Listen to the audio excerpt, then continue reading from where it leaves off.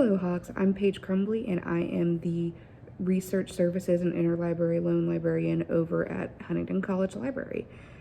For Valentine's Day, I pulled a bunch of books that have to do with romance, so I thought I'd go ahead and share some of the highlights with you in sort of a romantic book talk. Because of the focus of the holiday, a lot of these books are quote unquote romantic in origin and not just about love. But I did pull a lot of books that are about love in general, like familial love, friendship love, love of self. So these are included in it as well. But most of the books are about romance. So most of these books aren't, well, actually, all of them really aren't good representations of what a romance is. They are, they have romance in them, but their romance is not the only focus of these books, because we don't really have any bodice rippers or any books that are playing the game of, hey, where'd his shirt go on the cover, but they do have romance elements in one way or another. So let's get started. We'll get the more traditionally acclaimed romance books out of the way. So my first pick is A Court of Thorns and Roses by Sarah J. Maas. It's a high fantasy world that deals with fae, magic, and political intrigue. It is currently a 4.5 book series with a lot of twists and turns, but at its center focuses on romances between characters. So in the first book, Feyre, the female lead, and her family are impoverished, though they were formerly rich, in a world where the fae are separated from them by a wall, and more fae creatures are slipping through this kind of crumbling wall. Feyre is the middle child and the only one who has enough willpower to survive and hunt and get things for her family. So one day she encounters what she thinks is a fae and has a decision to make: either have meat and pelt for her family or risk the ire of the fae, or hesitating and becoming a potential snack for a fae-looking wolf. This book is not available through Countess, but it is available through Libby, which is our online ebook kind of delivery service, and you can find that by going to the library's homepage, and it should be in one of the boxes. It says Overdrive, but it's basically Libby. That's the app that you can download if you want it on your phone. So my second pick is Outlander. If you're into time travel, men in kilts, and wandering through the Scottish Highlands, this book is for you. So the narrative follows Claire, who's an English woman who's vacationing in Scotland with her husband when she comes across a place that's said to be magical. She follows through and ends up in a different time, but in the same place and in the middle of what seems like a battle. She's taken by some Scots, questioned, and kind of falls into the role of unmarried spinster, which is a dangerous thing to be when you're alone without connections in a world entirely not like our own. A little bit too far back in history for it to be okay.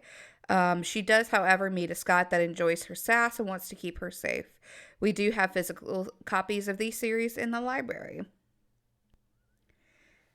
So third pick is Pride and Prejudice, which is a obvious choice, but it's a classic for a reason. This is one of my favorite books, so I had to place it in this book talk. Lizzie, a woman who's getting close to being unfashionably old, did not have a husband. She's one of 5 sisters in the Bennet household, which is known for having beautiful women. We follow her story, which is intertwined with her sisters as they navigate the tangled social scenes of Regency England.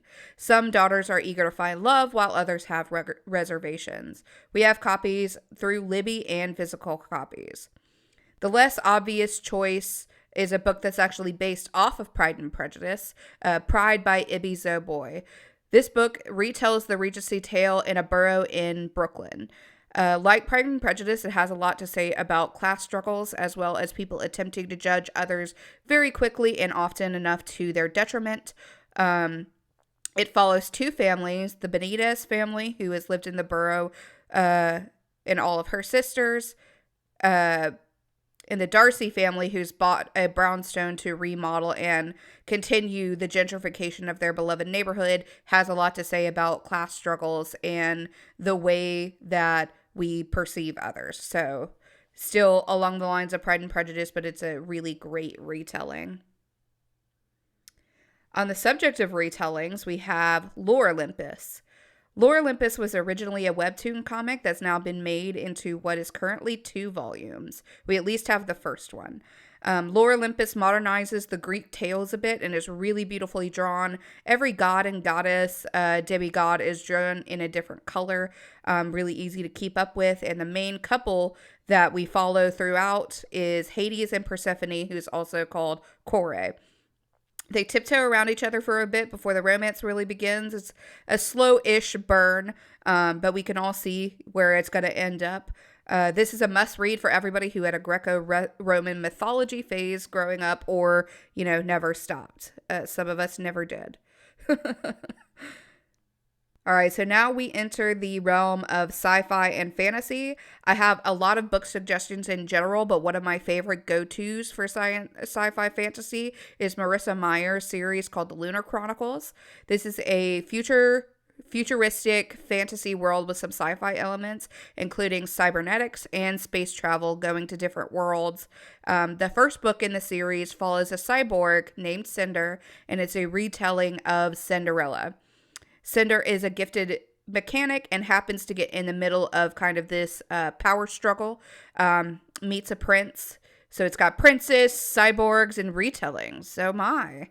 The other books in the series follow Little Red Riding Hood, Rapunzel, and Snow White. I cannot highly recommend these books highly enough. One of my favorite series.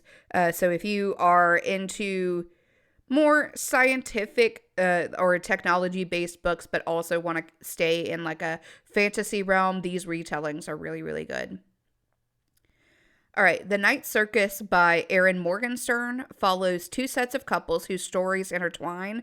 The first set that we're introduced to is a boy who fell in love with a performer and follows her to the circus, and also 2 rival magic users who are attempting to outdo each other so that they can appease their teachers and flex their magical muscles. The magical battleground is a circus that's only open at night and travels randomly and does not stay in one place for very long.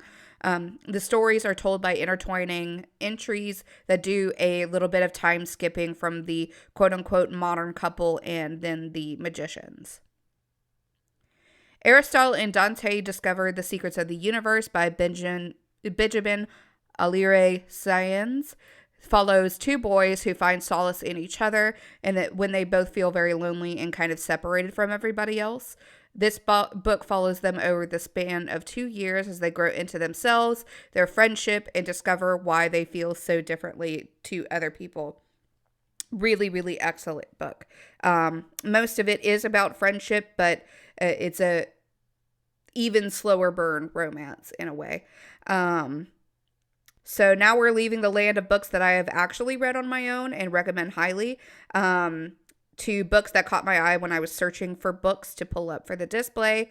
And as a note, I'm going to include a couple of screenshots of how I found these books in particular through Countess. If you are looking directly for romance books, these are the keywords that I have actually used to make that happen.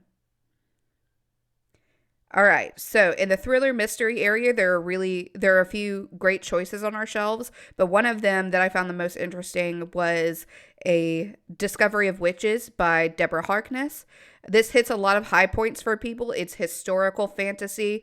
It follows a Yale history of science professor and a witch by birth, Diana, who's on a mission to to kind of figure out a ancient manuscript that's been missing for 150 years that she discovered in the Bodleian Library. So she finds this book and she catches the attention of a vampire who has spent the last 150 years of his unlife trying to find that exact book. So boom. Witch vampire meet cute as she tries to figure out what her powers are that she's kind of been ignoring and how far she could go while avoiding all of the other magical folks who now realize she has the book and has kind of made a target of herself. How Moon Fuentes Fell in Love with the Universe by Raquel Vasquez Gilliland follows Moon and her twin sister who has just stepped into social media stardom. So Moon takes a job as a merch girl on a summer tour bus full of influencers, one of which is her sister, and notably her nemesis, Santiago Phillips, who is just as grumpy as he is handsome. This summer may mark the time that she steps out of the shadow to come into herself, even if it is with the help of someone who won't stop fighting with her. So kind of an enemies to lovers romance, and I love that. You Should See Me in a Crown by Leah Johnson follows Liz Lightly, a girl who has a plan to get out of her mostly white, elitist, prom-obsessed town of Campbell, Indiana forever by getting into an elite college, play in their orchestra, and become a doctor. Her financial aid, though, falls through, and the only way she can go to college is to play into the town's hands by getting a scholarship after she becomes prom queen, as the town is obsessed with prom for some reason. She'll get over her fear of the spotlight if it means her dreams can come true. But Mac, the new girl in school, is her growing friend, but she's also running for queen. So, will falling for the new girl help or hurt her scholarship potential? The Sun is Also a Star by Nicole Yoon has been adapted into a movie. It follows Natasha, a girl who believes in science, facts, not fate, and Daniel, who seems to feel obligated to live up to his parents' expectations. They meet on the street in New York City as Natasha's family is only 12 hours away from getting deported back to Jamaica. Fate seems to have something different in store for the both of them.